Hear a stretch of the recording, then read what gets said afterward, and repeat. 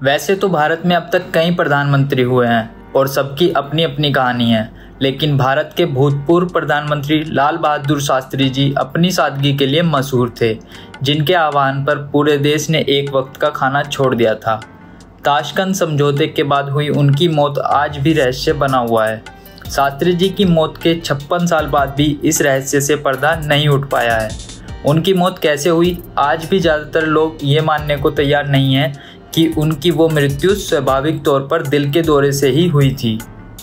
शास्त्री जी के निधन के बाद भारत में कई सरकारें आई और गई, लेकिन निधन की वजह आज भी एक राज बना हुआ है। भारत के कई राजनेताओं ने इस मौत के रहस्यों को उजागर करने की मांग की, लेकिन ये अब तक संभव नहीं हो पाया है। नमस्कार दोस्तों, आप देख रहे हैं खबरी टुकड़ा और आज मैं आपको बताने जा रहा हूं हमारे भूतपूर्व प्रधानमंत्री लाल बहादुर शास्त्री जी के मौत से जुड़े उन रहस्यों के बारे में जिसकी वजह आज तक कोई भी नहीं जान पाया है।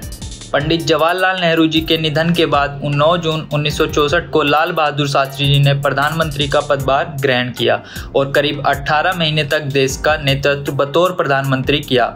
उनके नेतृत्व में ही 1965 में भारत पाकिस्तान जंग में पड़ोसी मुल्क पाकिस्तान को शिकस्त मिली थी और 10 जनवरी 1966 को ताशकंद में हुई इसी समझौते के दस्तावेज पर हस्ताक्षर के कुछ घंटे बाद 11 जनवरी 1966 की रात में लाल बहादुर शास्त्री जी की रहस्यमयी तरीके से मौत हो गई।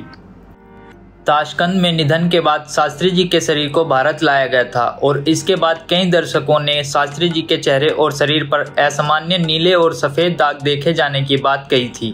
इसके अतिरिक्त उनके पेट और गर्दन पर कटे के भी चिन्ह थे और सबसे बड़ी आश्चर्य की बात यह थी कि मौत की जांच के लिए बनाई गई राजनारायण जांच समिति कोई भी नतीजे तक नहीं पहुंच पाई। जांच समिति की विस्तृत रिपोर्ट भी सार्वजनिक नहीं की जा सकी। संसदीय पुस्तकालय में भी उनकी मौत या जांच समिति के कोई रिकॉर्ड उपलब्ध नहीं है। उनकी संदिग्ध परिस्थिति में मौत होने के बावजूद भी उनके शव का पोस्टमार्टम नहीं कराया गया था, जबकि शास्त्री जी के परिजनों ने दावा किया था कि उनके शरीर पर जहर की वजह से नीले धब्बे थे और कई ऐसे तथ्यों की पुष्टि मिली जिसके कारण उनकी मौत पर सवाल अभी भी उठता है। कुछ लोगों ने दावा किया था कि शास्त्री जी की मौत वाली रात उनके निजी सहायक रामनाथ ने खाना नहीं बनाया था। उस रात एक नया रसोइया जान मोहम्मद ने खाना बनाया था और जान मोहम्मद सोवियत रूस में भारतीय राजदूत टी.एन. कोल का रसोइया था। खाना खाने के बाद शास्त्री जी सो गए थे और मौत के बाद उनका शरीर नीला पड़ गया था। इसके बाद लोगों ने आशंका जाहिर की थी कि शायद उनके खाने में जहर मिलाया गया था और शास्त्री जी की पत्नी ललिता शास्त्री जी ने भी सवाल खड़ा किया था कि अगर उनकी मौत हार्ट अटैक से हुई थी तो उनका शरीर नीला क्यों पड़ गया था, और ये बात आज तक साबित नहीं हो पाई है। अमेरिकी खुफिया एजेंसी CIA के मेंबर रहे रॉबर्ट कार्ले ने एक इंटरव्यू में दावा किया था कि शास्त्री जी की मौत के पीछे CIA का हाथ था और उसने ये भी कहा था कि होमी जागीर बाबा की हवाई जहाज दुर्घटना में हुई मौत में भी अमेरिकी खुफिया एजेंसी का ही हाथ था।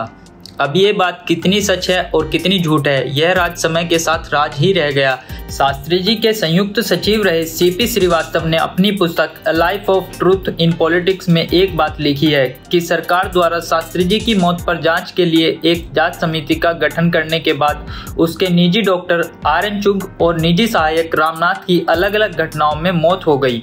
और विशेष बात यह थी कि दोनों लोग शास्त्री जी के साथ ताशकंद यात्रा पर भी गए थे और शास्त्री जी के मरने के कुछ दिन बाद इन दोनों की मौत हो गई, जिससे यह पता चलता है कि शास्त्री जी की मौत से इनका भी कोई तो ताल्लुक जरूर था।